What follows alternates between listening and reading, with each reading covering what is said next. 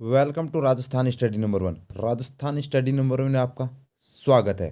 आज है 14 दिसंबर और 14 दिसंबर 2022 से राजस्थान करंट अफेयर से रिलेटेड जितने भी क्वेश्चन बनते हैं व उनसे रिलेटेड जितने भी फैक्ट बनते हैं वो आज की क्लास के अंदर हम देखने वाले हैं। तो इसके अंदर हम क्या देखेंगे दोस्तों, जयपुर हिस्ट्री फेस्टिवल का आयोजन है, वो कब शुरू किया गया और किसके द्वारा यह आयोजन है वो किया जा रहा है, एग्जाम की दृष्टि से इंपॉर्टेंट।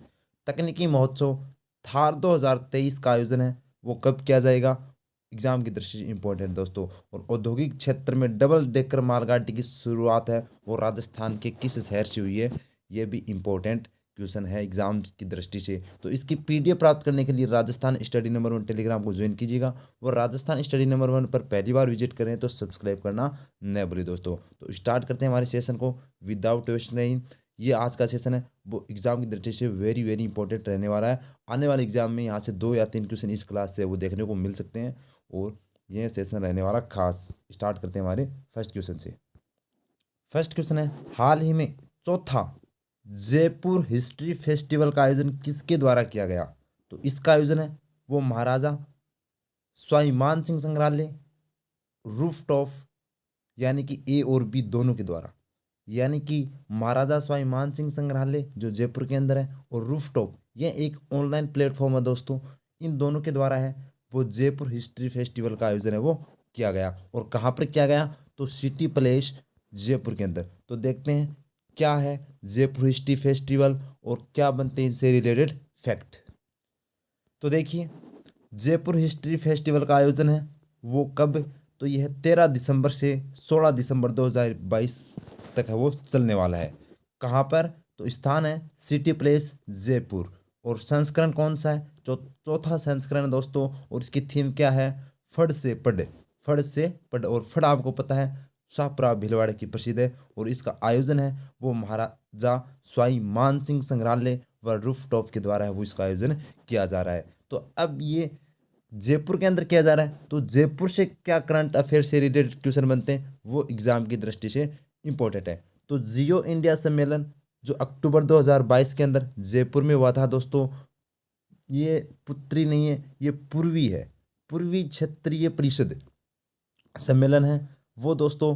कहाँ पर हुआ, जुलाई 2022 के अंदर जयपुर में। और इन्वेस्ट राजस्थान समिट अगस्त 2022 के अंदर जयपुर में। और जयपुर हिस्ट्री फेस्टिवल जो दिसंबर 2022 के अंदर हम ये पढ़ ही रहे हैं। और बैतुल बेगम का संबंध कहाँ पर किस किस जिले से है, तो जयपुर जिले से है। और ये मांड गायिका है और इनको नारी शक्ति पुरस्कार 2022 है वो दिया गया है। सिद्धि जोहरी ये भी जयपुर से है दोस्तों और इनको जयपुर रत्न 2022 पुरस्कार दिया गया है। और अवनी लेखरा ये पैरा खिलाड़ी है, ये भी जयपुर से है और इनको पद्मश्री 2022 और दोस्तों sports person of the year award 2022 है वो इनको दिया गया है। तो एग्जाम की दृष्टि से बनता है इंपॉर्टेंट आज का हमारा ये सेशन।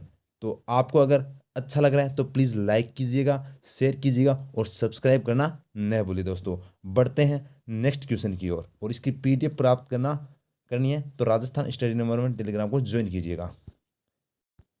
नेक्स्ट क्वेश्चन है, राजस्थान के किस विश्वविद्यालय में 3 दिवसीय तकनीक महोत्सव थार 2023 का आयोजन किया जाएगा।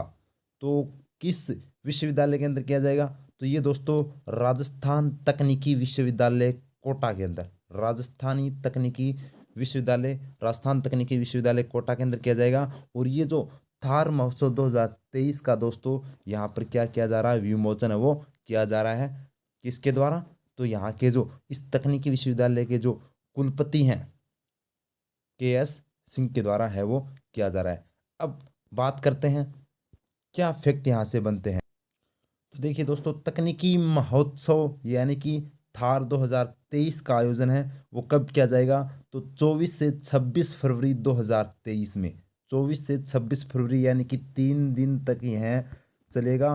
और ये कहाँ पर, तो राजस्थान तकनीकी विश्वविद्यालय कोटा के अंदर है वो इसका आयोजन किया जाएगा। इसका उद्देश्य क्या है, तकनीकी शिक्षा के विद्यार्थियों में छिपी प्रतिभा को निखारने व उचित मंच देने हेतु इसका है वो उद्देश्य है दोस्तों। यानी कि जो तकनीकी शिक्षा के जो विद्यार्थी है उनको है वो उनकी प्रतिभा को देखा जाएगा और ये उनको मंच है वो दिया जाएगा दोस्तों, ताकि उनमें कितनी प्रतिभा है वो इसमें देखी जाएगी। तो ये एग्ज़ाम की दृष्टि से इम्पोर्टेंट है। अब इसके अंदर मैंने अन्य विश्वविद्यालय भी दिए हैं, तो उनके कुलपति है वो इम्पोर्टेंट हो जाते। तो अन्य कुलपति देखिए, जय नारायण व्यास विश्वविद्यालय जोधपुर के कुलपति कौन है? तो KL श्रीवास्तव है दोस्तों। और डॉक्टरेट की उपाधि है वो लता मंगेशकर और MS स्वामीनाथन को है वो जोधपुर जय नारायण व्यास विश्वविद्यालय के द्वारा दी गई थी।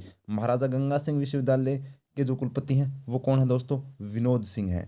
और राजस्थान विश्वविद्यालय के कुलपति कौन है? राजीव जैन है। एग्जाम की दृष्टि से बनता है इंपॉर्टेंट। बढ़ते हैं नेक्स्ट क्वेश्चन की ओर।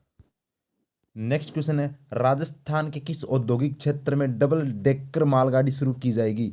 तो राजस्थान का ये भिवाड़ी जो औद्योगिक क्षेत्र है वो यहाँ पर दोस्तों डबल डेकर मालगाड़ी है वो शुरू की जाएगी। तो ये देखिए इंपॉर्टेंट है एग्जाम की दृष्टि से। तो अब क्या है डबल डेकर मालगाड़ी और क्या है भिवाड़ी से संबंधित फैक्ट, वो देखिए एग्जाम की दृष्टि से इंपॉर्टेंट है। तो दोस्तों डबल डेकर मालगाड़ी सेवा शुरू किसके द्वारा?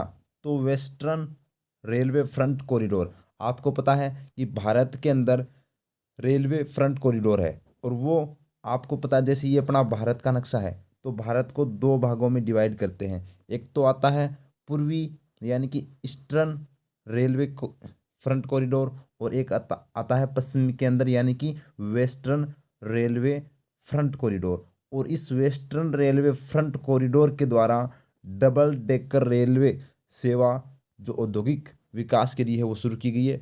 ये दोस्तों रेवाड़ी हरियाणा से लेकर अपने अजमेर अजमेर राजस्थान तक है वो इसको बनाया जाएगा। तो ये अभी तक है वो कहाँ तक कंप्लीट हो चुकी है? तो ये दोस्तों अपने भिवाड़ी तक है वो, अलवर भिवाड़ी अलवर तक है वो, ये डबल डेकर जो कार्य चल रहा था इस पर ये कंप्लीट हो चुका है। तो यानी कि अब इसकी शुरुआत हो चुकी है और ये धीरे धीरे अलवर तक है वो, अपने अजमेर तक है वो डबल डेकर मालगाड़ी है वो चलेगी दोस्तों। तो एग्ज़ाम की दृष्टि से इम्पोर्टेंट है। तो अब यहाँ पर ये भिवाड़ी में स्टार्ट हुई है, तो भिवाड़ी से आपसे क्या क्वेश्चन है वो पूछा जा सकता है, एग्ज़ाम की दृष्टि से इम्पोर्टेंट है। तो राजस्थान का नवीनतम मैनचेस्टर है वो किसे कहा जाता है? भिवाड़ी को कहा जाता है। और सबसे प्रदूषित शहर भी कौन सा है? भिवाड़ी अलवर है। और नोटों की स्याही का निर्माण भी कहाँ पर होता है? भिवाड़ी अलवर के अंदर है वो, राजस्थान के अंदर होता है। तो एग्जाम की दृष्टि से है इम्पोर्टेंट। बढ़ते हैं नेक्स्ट क्वेश्चन की ओर। नेक्स्ट क्वेश्चन है, राजस्थान हाई कोर्ट जोधपुर झालामंड स्थित परिसर में बार काउंसिल ऑफ राजस्थान के नवीन भवन का शिलान्यास किसने किया है? तो ये दोस्तों बार काउंसिल ऑफ राजस्थान का नवीन भवन का शिलान्यास है वो पंकज मित्तल के द्वारा किया गया है। अब पंकज मित्तल और क्या है बार काउंसिल ऑफ राजस्थान, तो देखिए एक साथ। तो देखिए दोस्तों बार काउंसिल ऑफ राजस्थान का नवीन भवन की हम बात करें तो कहाँ पर बनेगा? झालामंड जोधपुर के अंदर है, क्योंकि अपना राजस्थान का हाई कोर्ट कहाँ पर है? जोधपुर के अंदर है। तो झालामंड जोधपुर के अंदर झालामंड परिसर के अंदर है वो दोस्तों बनाया जा रहा है। इसका शिलान्यास किसने किया? पंकज मित्तल ने। और पंकज मित्तल कौन है? मुख्य न्यायाधीश है राजस्थान हाई कोर्ट के। और ये कौन से नंबर के हैं? 40वें नंबर के हैं दोस्तों। एग्जाम की दृष्टि से इंपॉर्टेंट है। और इम्पोर्टेंट फैक्ट यहाँ से ये बन जाता है कि बार काउंसिल ऑफ राजस्थान के अंदर देश का पहला डिजिटल ऑफिस है वो बनकर तैयार हुआ है। यानी कि राजस्थान के अंदर डिजिटल ऑफिसर जो डिजिटल ऑफिस है ना, वो देश का प्रथम डिजिटल ऑफिस है वो राजस्थान के अंदर बनकर है वो तैयार हुआ। तो एग्ज़ाम की दृष्टि से इम्पोर्टेंट है दोस्तों। तो डिजिटल ऑफिस है वो कहाँ पर है? राजस्थान के अंदर बार काउंसिल ऑफ राजस्थान के द्वारा इसका निर्माण किया गया है। एग्जाम की दृष्टि से इंपॉर्टेंट है। बढ़ते हैं नेक्स्ट क्वेश्चन की ओर। नेक्स्ट क्वेश्चन है, महिला अधिकारिता विभाग राजस्थान सरकार द्वारा 7 दिवसीय संभाग स्तरीय अमृता होट मेला का आयोजन कहाँ किया जा रहा है? तो यानी कि इसका आयोजन कहाँ किया गया था?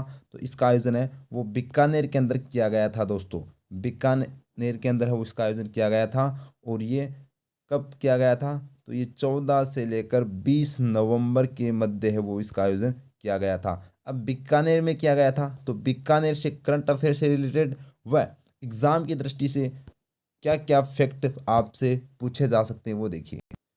तो देखिए दोस्तों, ये अमृता होट मेले का आयोजन 14 से 20 नवंबर के मध्य वो किया गया। अब बीकानेर की बात आई है तो जंगल देश, जंगल प्रदेश किसको कहते थे? तो ये बीकानेर को, ये जंगल नहीं, ये जंगल प्रदेश है, ठीक है। बीकानेर को राव बीका ने बीकानेर की स्थापना की थी। जूनागढ़ दुर्ग कहाँ पर है? बीकानेर के अंदर है, जो रायसी ने इसका निर्माण करवाया था। और देशनोक जहाँ पर करणी माता का मंदिर है दोस्तों, ये भी कहाँ पर है? बीकानेर के अंदर। और कतरियासर भी कहाँ पर है? बीकानेर के अंदर, जो जसनाती संप्रदाय की प्रमुख पीठ है वो यहाँ पर है दोस्तों।